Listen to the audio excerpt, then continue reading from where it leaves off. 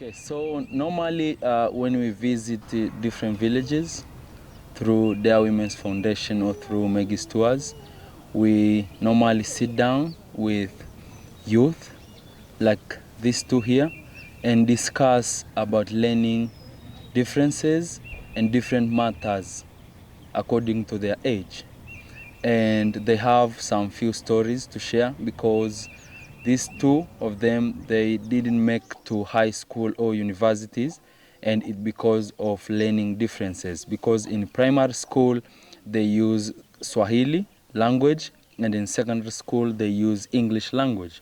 So it was very hard for them to transform from Swahili language to English language, which caused them to not perform well in schools and make their life a little bit hard. And when they fail to continue with the education, they just simply go back to their home and do farming and livestock keeping. And it's like they're living. What they do for the living is farming and livestock keeping. And today I'm with Gabriel and Danny, and I will ask them some questions and we will discuss with them. So Gabriel na Danny, karibuni, na labda mweleze tu kwa kifupi kwamba mtoto anapokuwa anashindwa kusoma na kuandika hatima yake inakuwa nini? Nianze na Gabriel. Kama hajui kuandika. Yeah. Sasa huyu mtoto kafanyaje, si aenda kulima au kuchunga? So normally if the child is not, or student is not able to write and read, he or she have to go back home and do farming and livestock keeping. Baada ya hapo? Yeah. Sasa baada ya hapo sikikuwa sitaolewa, sitanali ataoa. Yeah, so if he's a man, he'll find a wife, and if it's a woman, she'll find a husband. Yes. Kwa hiyo wakishakuwa na ukishaoana, nini kinaendelea hapo sasa? Kwa mfano kwenye maisha, uchumi, nini na vitu kama hivyo. Kama yeye hajui kusoma, sasa watoto sijui watafanyaje. Si hajui pia kusoma. Yeah, so it's saying normally if parents, one parent have learning differences and another parent have learning differences, and they meet and they have children now, also those children, it will be very difficult for them to know how to read and write, because normally here parents are the one who teach their children how to read and write. So it's like that generation of people who don't know how to read and write continue time after time. Kingine cha kuongezea kabla Dani hajaingia? Yes, so it's all about his experience. So na sasa hivi unafanya nini wewe kwenye maisha yako? Mimi kulima tu. So right now Gabriel depend on farming, and because of global warming now crop are not growing like it used to be. So sometimes they face like a food problem, and if they want to go to hospital, sometimes they don't have money because they depend on farming. Like it's for business and it's for living. Both. They get food, they get money through farming and livestock keeping.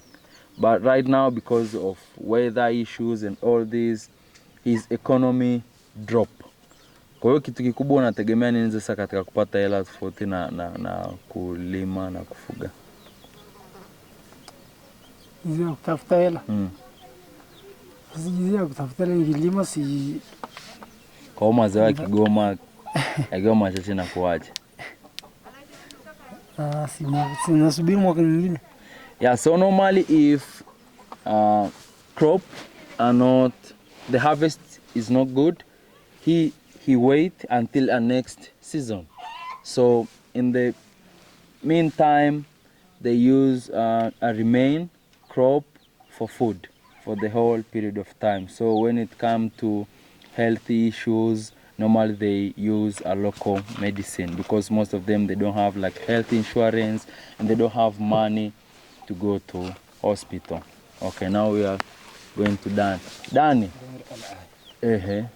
hebu tueleze kwamba mtoto akiwa anashindwa kusoma na kuandika shule, maisha yanakuwa vipi? Maisha yake tu akiwa shule hajui kusoma na kuandika inakuwa, yani wanafunzi wanamuonaje?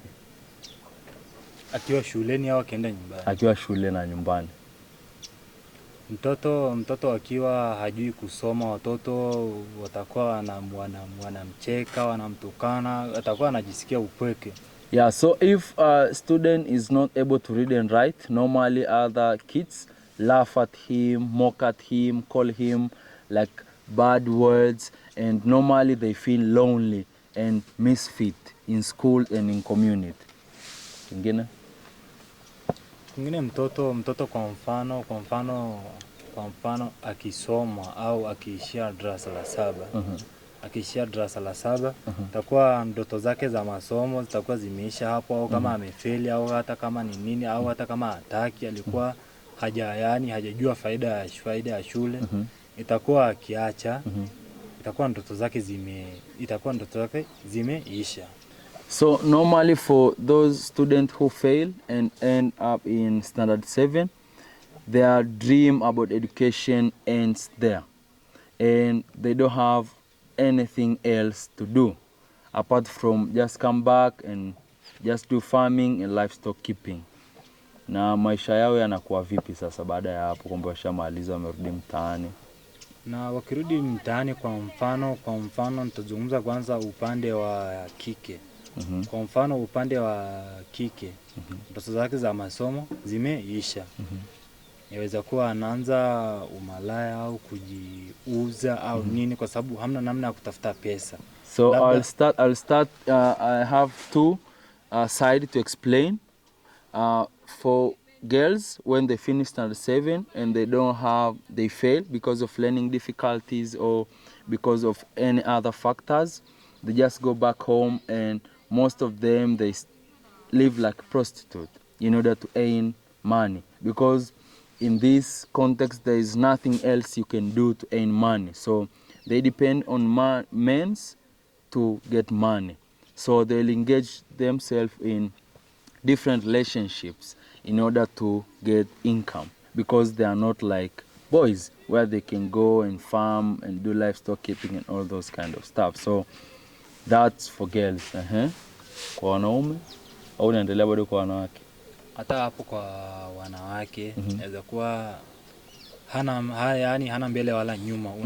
Unajua huku sisi Wahira, mzazi sio rahisi kumpa shamba au kaeneo fulani mtoto wa kike, atakuwa ni wa kiume. Okay, so according to our tradition, our tribe, which is Iraq, it's not easy for a parent to give their girls like a piece of land to farm. Sasa huyo wa kike yaweza kuwa anaweza kwenda mjini, sasa anaenda kujiuza huko, labda kutafuta namna ya kujisaidia, au yaweza kuwa mtoto wake amemwacha kwa bibi, hana matumizi, atakuwa anaenda kujiuza ili apate pesa, au na namna yake nyingine huko. Mambo ni mengi. Yeah, so normally yeah, for girls, though nowadays it's not all girls, but for some, after engage themselves in different relationship, they have babies and left their children to their parent and go to town. And in town they don't have jobs, so they have to engage themselves in different relationship, and sometimes they become prostitute in order to get money to send back home for their children. Yeah. Upande wa kiume sasa, sisi wanaume ni wajanja sana. So for men are always very smart, even though they fail in school. Sisi unaweza ukategemea kulima au kufuga au kibaroa ndogo ndogo, kukoroga zege, au umeongeza akili, umekuwa fundi wa kujenga nyumba, una degree yoyote, unaweza kujenga hiyo choo, umepata pesa, unaweza kutengeneza hii gari, umepata pesa, unaweza kufanya tu namna yoyote, umepata pesa. Kwa namna ni nyingi, sisi ni wajanja sana.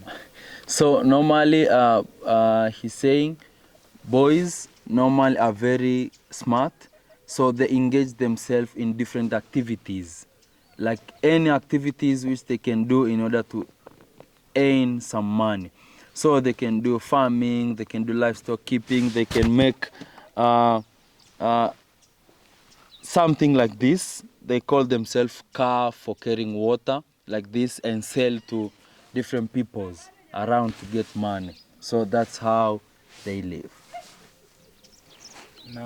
Na sio wote ambao wana hiyo akili ya kujiongeza. Not every boy have that kind of mindset to empower themselves. Wengine wengine watabaki kwenye uwizi, wengine watabaki kwenye kucheza kamari na nini, wengine asubuhi wanatoka mavijiweni. Others will involve themselves in gambling, others will involve themselves in thefts and all those kind of bad things in order to earn some money. Yes. Kwa sasa dashauri nini, kwamba unatamani nini, yani elimu iwe vipi ili kuepusha hayo mambo. So I'm asking them, how do they think education system should be in order to tackle all those kind of problems they already face, and which is keep on happen day after day, year after year. Kwa hiyo mnafikiria nini kifanyike ili issue angalau ipatiwe ufumbuzi au mfumo wa elimu kai vipi? Anze kwa Gabriel. Wewe unafikiri vipi? Labda chote elimu ya nini mfano? Kwa sababu sasa ukishafeli la 7, si unarudi nyumbani. Kwamba sasa mfumo labda uwe vipi, kwamba baada ya hapo mtu ukifeli hata la 7 una kitu labda ni VETA au ni nini, au mnapelekwa mahali fulani mnasaidiwa, ili angalau mwisho wa siku kila mtu ana kazi, kwa sababu watu si hawana kazi. Yes. Sasa hapo yani kama ni mimi nikitulia hapa naye ni issue, kwa sababu kama unatembea tu yani una kazi, umewacha wazazi wako, unateseka, hiyo sio issue. Kwa hiyo nini kifanyike kwenye mfumo wa elimu ili sasa watu wawe na kazi? Kazi ni nini mfano sasa? Sasa umemaliza la 7, umemaliza la 7, huwezi kuendelea mbele kwa sababu umefeli. Kwa hiyo labda watu kuwe na mfumo ambao watu wataenda VETA, wasome VETA. Yani ukitoka hata kama umefeli, umefaulu, unaweza kwenda mahali usome angalau uwe fundi, kama ni fundi, kama ni mkulima basi usome kilimo na vitu kama hivyo.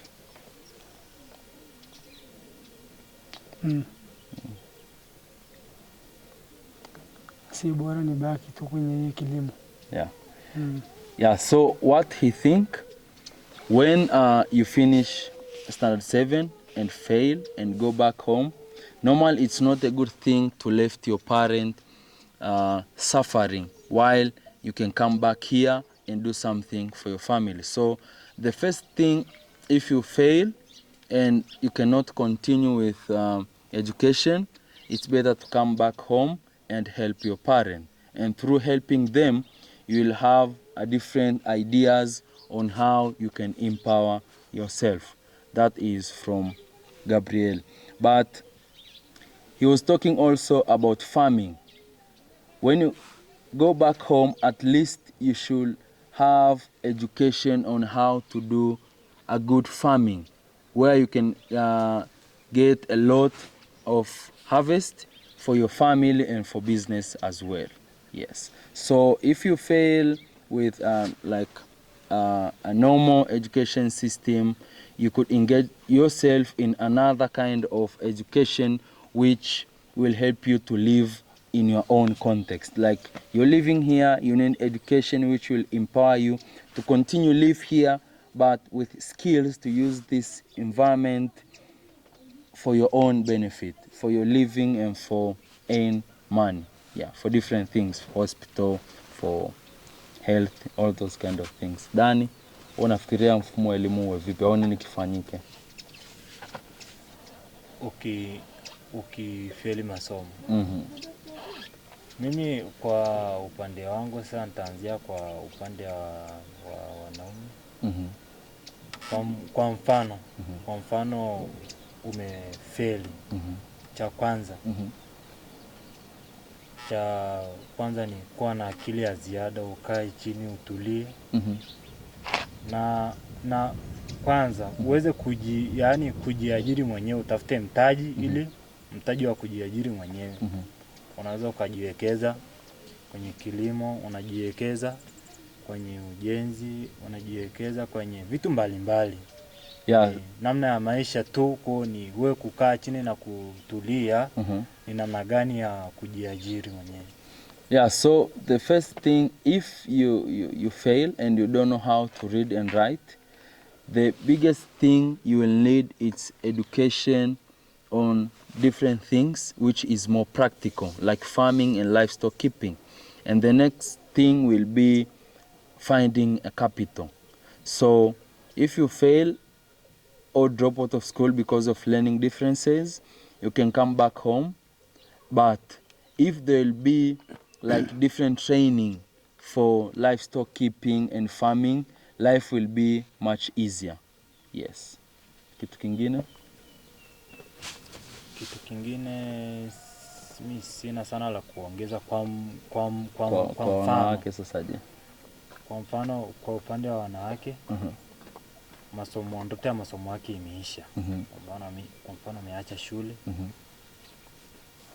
Pia anaweza akafanya kibarua ndogo ambao anaweza akafanya kibarua ndogo akipata mtaji. Anaweza akafanya hata kitu fulani au kununua au hata kuku, kufuga ufugaji wa kuku, kwa sababu ni rahisi kuanza hata ukianza na kukutana au 10. Kwa mfano au ufugaji wa nguruwe. Kwa mfano hata cherehani hata haihitaji masomo, unaweza ukajifunza hata kwa mwenzako. Pia anaweza kujiajiri.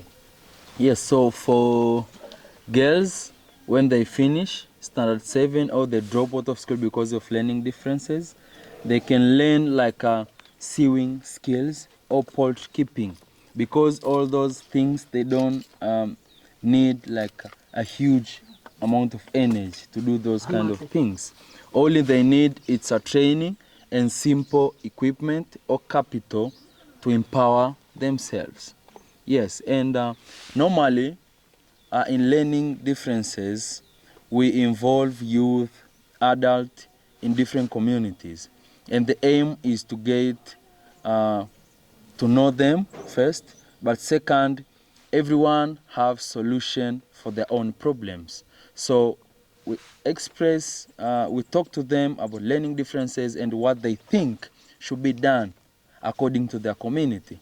And this community, what they need more is education or skills which they will use according to their context.